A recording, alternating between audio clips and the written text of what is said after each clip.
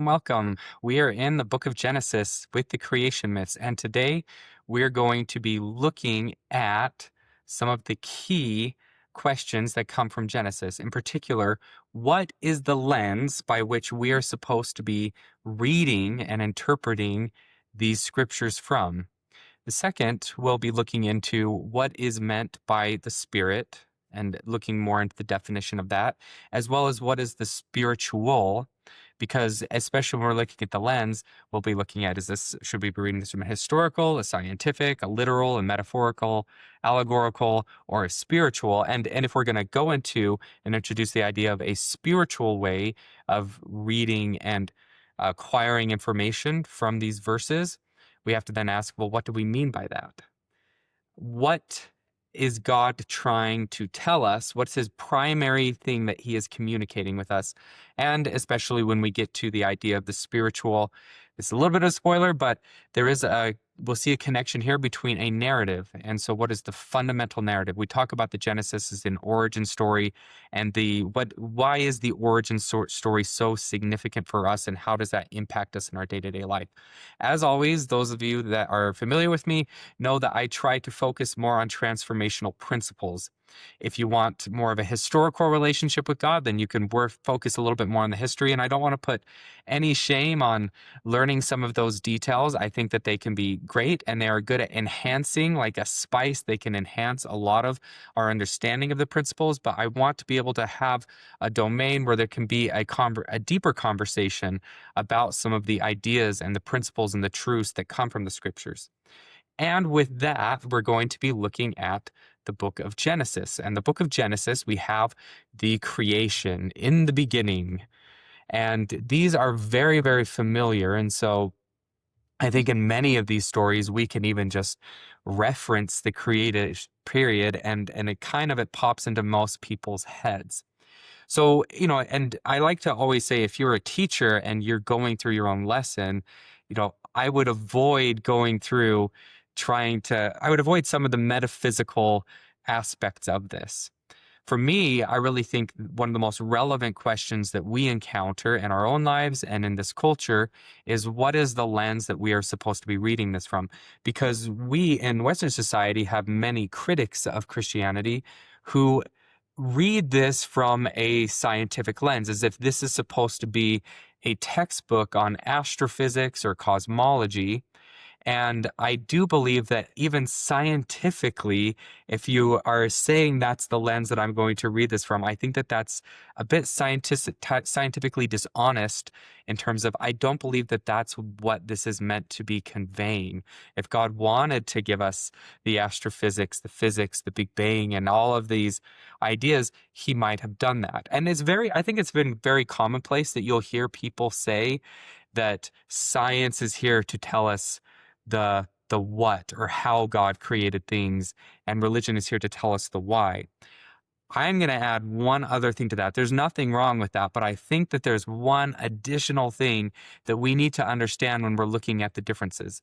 So in my very, very first podcast, and I'll put a link to that at the end, it comes from Doctrine and Covenants 29. There is a cross-reference found in Moses chapter 3 to the Doctrine and Covenants to chapter 29. I go into this in greater depth, and I probably had more time to. So if you're looking for more of a deep dive into what is meant by the spiritual, you're welcome to listen to that afterwards. I think that's one of the better podcast episodes that I was able to do. Today, we will be touching on a lot of those same themes. It's funny, in my practice, I have students with me that shadow, and we kind of actually had some extra time, and we were talking. I had 2.5 hours of downtime today, so I was able to talk a little bit about the two different domains. If you're a scientist, your domain is looking at the material world. You have a worldview, or at least you're trying to constrain a worldview to say that the only thing that exists is matter. And within that view, that's what you're able to see, and it is constrained to that. The spiritual world, and on the other hand, is not so concerned with what is, it's more concerned with what ought to be. It's what's concerned with the value of what is. What does that thing mean? Meaning versus matter. It's kind of funny because it's matter versus matter. fun play on words, that those are the two primary domains. And you can even describe that psychologically. Why, just as a side note, it's kind of fun when you push matter to its ultimate limit. Most people don't even know what matter actually is in terms of what it's composed of, whether you're talking about that at the levels of uh, specific protons, neutrons, electrons, or quarks, and what's even beyond that. There is this mystique that surrounds what actually is in the material world, and it starts to actually branch into something that sounds a little bit more mystical, mythological, and spiritual if you go really deep and if you were to study that. And maybe I should put a link to the double slit lamp experiment, because that's kind of a fun way of looking at how matter uh, has these very odd properties that are kind of inexplicable to us and very difficult to understand from our natural logic.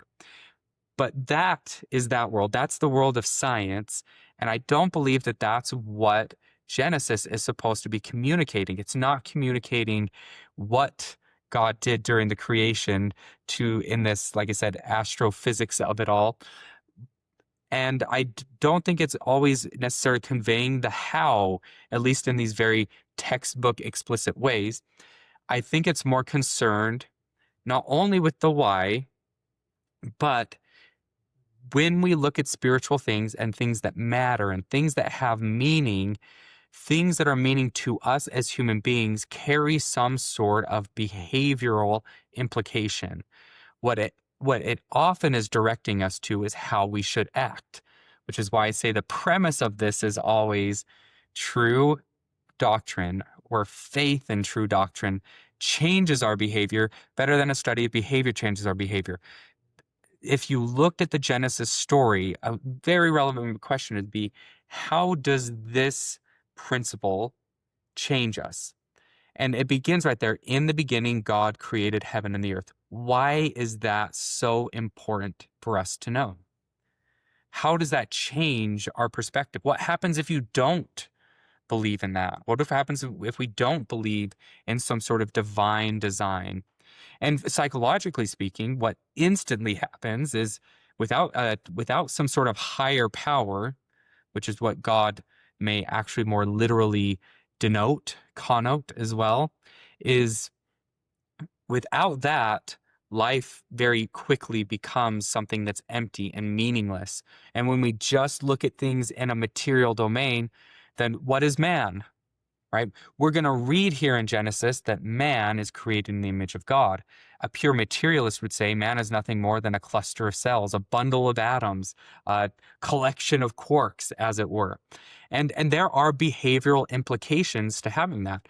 I would say a significant amount of sin and suffering has come via humanity not treating human beings as if they were created in the image of God, not treating human beings as if they were children of God, which is kind of what we emphasized last week in our last episode here on the Come Follow Me.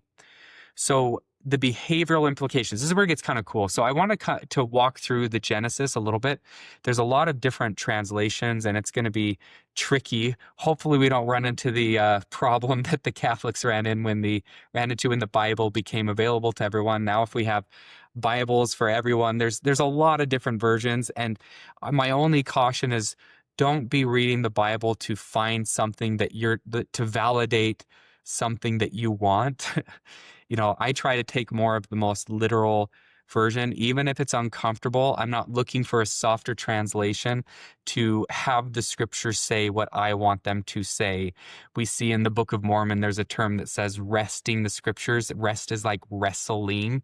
Don't twist and turn and challenge the interpretations to fit your own prerogatives. It should be the other way around. It should be not my will be done, but thine. But there are going to be a significant amount of concepts that I think we can expand, and it's worth wrestling with those concepts in a sense, not necessarily to twist and change them, but more to understand the complexity of these. Now, I'm going to be reloading the series that I did on God. That one's a bit more philosophical. So if that's not your cup of tea, then you can omit that. But that's where this begins in the book of Genesis. We read about God in Genesis chapter 1, where we have in the beginning created God. And I'll do another episode for this week where we're able to go more into bara, the word used as created. This is so I'm in Bible Hub. I wanted to show you this. If you're doing any type of word studies, and not every word needs, I think, a deep dive. Like if I'm looking at and, I usually am not clicking on the word and to figure out like what's the deep secret of and, but it's generally in the more abstract concepts, those that are most meaningful. God is an extraordinarily meaningful term and concept and very difficult to define. You know, if you ever get a word in your reading and you say, what is that? What does God actually mean? Then it's worth maybe going through looking at either some of the Greek or the Hebrew, but also taking those with a little bit of a grain of salt. As someone who's studied some of the Hebrew, there's not always consensus on these. There are experts and then there's other experts, and they're fighting and arguing with each other on some of the meaning and the interpretation. And it's not like we have a 100% understanding of all the cultural nuance that is implicated in the words. The resource that I use a lot, and we're going to look at this in the word spirit, because that is one of the main principles that we're looking at here. So if we look here, and the earth was formless and void, and darkness was over the face of the deep, and the Spirit of God was hovering over the face of the waters. So we can look here at this word spirit and get some information from Bible Hub. Oftentimes it's this number that's significant, 7307. If you type that in, I like to use Blue Letter Bible. They also have some lexicons and some other information that's really cool. And then my favorite one, and maybe this is something that's a little bit controversial, but this comes from Study Light. I believe that they use this ancient Hebrew lexicon definition, and when you look at some of that, there's a guy named Jeff Benner, and he's the one that's done a lot of work on this. And these are ideas that aren't fully accepted. They're still theoretical, so you have to understand that. I just listened to a Scripture Central podcast, and they were talking about the creation of man, and Lynn Hilton Wilson was reading an interpretation of Adam, the Hebrew word for man, and this one translation used the term soil man. Not personally my favorite reading of it, but I can at least explain, and that will be for next week. We'll go into the soil man, the red man, or the embarrassed man, and looking at the etymology in this way, using these similar resources, looking into Adam and what that means. But I wanted to know why that would be meaningful. So for today, we're looking at ruach. Ruach is the word that we have for spirit. So I'm going to click on this here. And this is 7307 and that's a reference to Strong's dictionary where they've kind of labeled this. You can see that. You can learn how to pronounce it and probably still mispronounce it when you read it, ruach. And that's the primary word for spirit. And it means breath. That's its primary way that it's going to be translated. Sometimes you can come down here and see how this is wind, the wind that's inside of you. And this is where it's weird, because you're like, what is being conveyed there? Now, God breathed into man the breath of life, and it can be a very direct reference of that. You know, even today, as someone who's done medicine, as a medical provider, you're watching for the rise of the chest. You're like, oh, they're still breathing. That means they must still be alive. You know, check as long as someone's got a heart rate, a pulse or whatever, and they're breathing, those are pretty strong indications that someone's alive. And ancient people probably still were able to associate, oh, breathing interprets life. However, the metaphor may be more expanded to just that. You know, we can look at this and our breath as a witness that God has put in us. It might be a little too esoteric to say something like he's put in us an intelligence that says to live. He's certainly put inside of the human psyche a motivation to live, and that can be symbolically manifest, not only in the breath, but there's something deeper psychologically that seems to keep us motivated and tied to survival and things like that. But to me, I like the more general term of spirit to represent animation. And this came from studying some of the anthropology when you look cross-culturally and how people refer to things as having a spirit, the spirit in this. When I went to Thailand on vacation, they said that the tree had a spirit or the rock had a spirit. Everything around us had a spirit. And it makes me wonder, like, what do you mean by that? And Uh, when you read in the Genesis and the Moses and the Abraham, I really like Abraham's language because he says that the gods ordered those things. And this idea, it's like they're giving a commandment specifically to certain material. Uh, this is sorry, this you're going to get all my weirdness today, but we say, and the gods said, "Let there be light." So there's this command. They use their word, and to me, I kind of think of this almost like a computer programmer. It's like I'm typing in a program and say, "This material thing, this is your telos. This is what you're supposed to be accomplishing." And the gods ordered, saying, "Let the waters be gathered," and it was so as they ordered. It's like I've put in, and maybe this is using some of that intelligence language, but it's like there's this intelligence is like this is what you're supposed to accomplish. Uh, and that can go really deep into Aristotelian philosophy when it comes to the essence in things. But I'm going to spare you from that so that we can focus. I wanted to focus on the idea of the spirit and its relation to something that's animating. If something is not animating, it's dead, it's lifeless. And the scientific domain is a lifeless domain. It represents something that has no meaning. And that's worth remembering. Science cannot explain meaning. You cannot extract an ought from an is. Science is focused on what is, not on the value of things or what things should be or what ought to be. Anytime you ever hear a scientist use the word should, they're not acting as a scientist anymore. They're acting as a priest. Science cannot tell you what you should do. There may be a way that they can communicate some degree of a should, but it should be really careful language. And it should be intermixed with some of the language that we read from C.S. Lewis' description. And I really do like this because it's helpful in building the contrast if we're looking at spirit versus science. And this is not to say that there's not harmony in between things like the people have certainly done a tremendous amount of work to show harmony in between some of the primary theories on how the world has been created and the textbooks there and how they may align a little bit. And there are some really fascinating and brilliant insights that we still get from these very archaic texts, the Genesis revelations that we get from Moses and Abraham. And there is some stuff there, and I don't want to completely dismiss that, but and I want to say that there's a lot more harmony between science and religion. But this is to draw one particular contrast. So the scientific domain is primarily science itself is just a tool of observation. And C.S. Lewis really nails this point in. He says in Mere Christianity, I have it pulled up, every scientific statement in the long run, however complicated it looks, really means something like, I pointed the telescope to such and such a part of the sky at 2:20 a.m. on January 15th and saw so-and-so. Or I put some of this stuff in a pot and heated it to such and such temperature, and it did so-and-so. Do not think I'm saying anything against science. I am also not saying anything against science myself. I am only saying what its job is. And the more scientific a man is, the more I believe that he would agree with that this is the job of science. And a very useful and necessary job it is too. But why anything comes to be there at all, and whether there is anything behind this, the thing science observes, something of a different kind, this is not a scientific question. If there is something behind, then it either will have to remain altogether unknown to men or else make itself known in some different way. Brilliant, wonderful quote. I love C.S. Lewis. And that really does set up this contrast for the why that God has created things.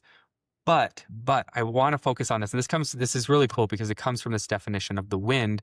Using this, and again, take these with a grain of salt. And what this comes from the idea of two-letter root system, which is something that's still theoretical and debated amongst Hebrew scholars. The three-letter root system is generally well accepted, but sometimes even the interpretations of three-letter roots and meanings of words can still have a little bit of debate. And we'll see that, you can see that a little bit in the definition of Elohim and what we do on the topic of God. So take a listen to that video. But for today, Ruach. Ruach is Resh, and you can see kind of the symbol there. It's really small on the screen. Resh is the head of a man, and Het, I believe, is a wall. Yeah, it says right there, the picture of Resh is a picture of a head of a man, and the Het is a picture of a wall that separates the inside of from the outside. Combined, so if we're taking these two core images in that, which Ruach has a three-letter root, but the common denominator of all these three-letter roots, things that have the Ret and the Het, may have something that kind of ties them together in language. Now, it may be that verbally, as people were forming these words before they put them into actual writing, they would form the word and say, okay, well, what is this new thing? And to describe that new thing, they say, well, I understand what a head is and I understand what this is. And this thing is kind of a reflection of those, which is actually very good psychologically, because when we look at the idea of comprehending novelty, when you have something new that's beyond words, it's ineffable because it's new. That's what novelty itself pre it's what the implication underneath that is.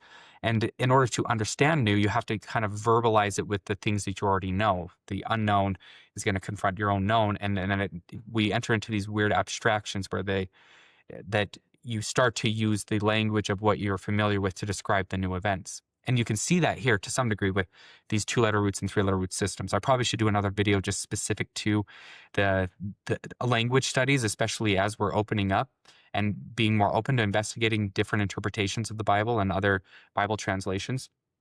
So what's this whole idea of man outside? The responsibilities of a nomad outside the tent include feeding, watering, and caring for the livestock. Livestock are healthier and more productive when on a routine. Therefore, the man follows a routine or a prescribed path each day when caring for his livestock. So the idea of the prescribed path is almost like a programmed path. Think of it if you were to use the context of something like a computer program. It's like, this is what the rock is supposed to be.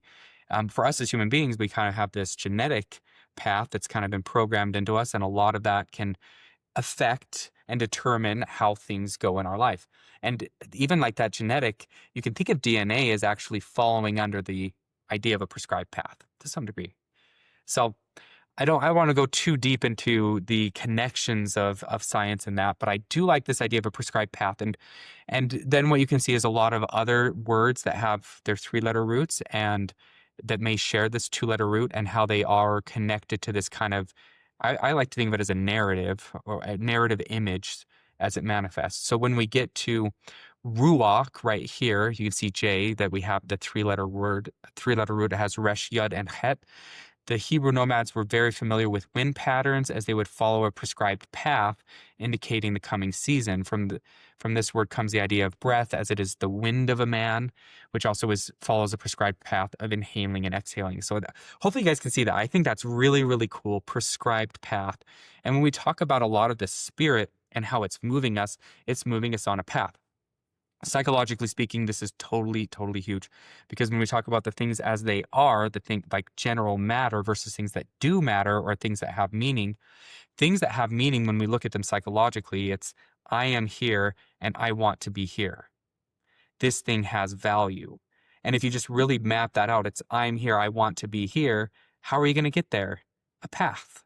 There is a prescribed path. And we don't understand motivation from a psychological perspective. We can understand some things, there's some neurochemistry, but there's a layer of specificity there that does not make sense. Why does somebody just feel like, I better start playing the guitar? I got to learn that, right? There's not a scientific explanation for that. It still is in this level of mysticism. And because I have this idea of wind in here, when I was going through this most recent reading using Bible Hut, I really like this, because as I was going through these words, it's like, and the Spirit of God was hovering. I think in the KJV, it just says moving over the waters. You can kind of look at this in the Moses verse as well. I think I skipped into Moses 3 because I wanted to point out here that, for I, the Lord God, created all things, of which I have spoken spiritually before they were naturally. And I won't pretend to give you a full interpretation of that. And I wanted to give some insight into what could be the idea of what it means to spiritually create something, right? To understand, to establish the path and the direction of it. It may have something to do with that, but as we're kind of looking at, the Spirit moved upon the face of the water. The Genesis version of this, we have hovering, and we're like, what in the world, hovering? What does that mean? So I clicked on that word, and I thought it was really, really cool. Rachav. I probably said that wrong. Forgive all Hebrew. I don't pretend to be an expert. I'm just reading the words of the experts here. And flutter, move, shake, or brood. And I really, really liked this. And so as we're looking at the spiritual aspect of these things, I want to know what moves you. And movement, I am here, I'm trying to get here. Does that make sense? And the Spirit stirs something in us. It flutters, it shakes, it moves, it's brooding, and we feel that. That's a very, very common description, phenomenological description of how we experience God and the Spirit. It moves upon us, it fills us with motivation, it starts to lay out this dreamlike image of a path towards something of value. It manifests a value to us. That's a lot of how the Spirit is going to communicate with us and how it's going to move and start to bring us to organize. And that's where it's cool, because in the book of Abraham, I've kind of been bouncing around here, but in Abraham, there's one that I really, really like, because this one, it says that God saw that they were obeyed. There's one particular spot there where it says, verse 18, Abraham 4, and the gods watched those things which they had ordered until they obeyed. It's very cool, very cool. And I like this idea of God giving this commandment and then giving some space for things to kind of go through their process. The process of time, we'll run into that when we learn about Enoch, that Enoch's city made it up into this, became Zion in the process of time. And there's a lot of cool verses where God has certainly given us many, many commandments to try and help us fulfill our greatest potential. And there's certainly a lot of God watching and waiting for me, probably waiting too long till I start to obey the things that he has ordered. But I thought that was cool, and how that may fit as well in the prescribed path. Like, I've prescribed the path, I've ordered it, and I'm kind of waiting for you to obey. But we'll save some of this as well. When we look at I am here and I want to be there, the way that we generally communicate that as human beings, again, there's the meaning and the value here is this is in the realm of story. And that's why stories are so pervasive in all of the human experience. And I like to look at a lot of the spiritual domain as a realm of story. And we think about that as, God as himself associates himself as the word. Another way of, like, he is the story. And, he doesn't really say I am the story, but instead another way of looking at him saying that I am the story comes from John chapter 14, when Jesus says, I am the way. I'm a prescribed path. I'm the story. I'm the beginning and the end. I'm the author of your salvation, right? The true narrative that comes. And this is why Genesis is so big, and I'm so passionate about it, because it helps set some of these foundational pieces. That being one, foundational, God is your creator. There is a creator. There's something higher than you. God is God, one of the main themes of the Old Testament. Two, you are created in the image of God. Now, that doesn't necessarily itself initially implicate that we are the children of God. We'll get to that later. Granted, this is all coming from Moses. And so Moses gives, in the first book of Genesis, even though Genesis probably came thousands of years earlier, we have in Deuteronomy later that Moses is very explicitly saying that you are the children of God. So those truths kind of get intermingled to some degree, and we'll go over that in the subsequent one. So to wrap this up, we ask the question, what, how, and why? Now, there's a verse, I think it's in First Nephi, how you ought to act before me. I might have to go to ChatGPT to look this one up. I think it is in like First Nephi chapter 14, maybe.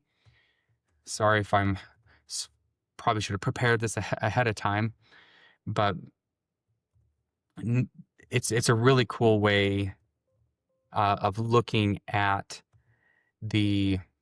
again, to further emphasize, it's not just about the why. The why is helpful, but the main thing that we are doing as human beings is I'm here, I'm trying to get here, which leads always to this question of what do I need to do to get there? What do I need to do to get there? That is like the primary thing that human beings are always engaging with, to the degree that a way of representing this in the anthropological sense is, say, if you were depressed, you have two problems. One, you're depressed and you're feeling the negative emotion of that. The second is that you have to figure out how to act if you're depressed. What are you supposed to do? What's the proper way to act as depressed? What's the path regarding that? What's the path, the prescribed path? And we have to contextualize our existence within the gospel narrative. And Genesis is a huge part of that. God is our creator. we are children of God.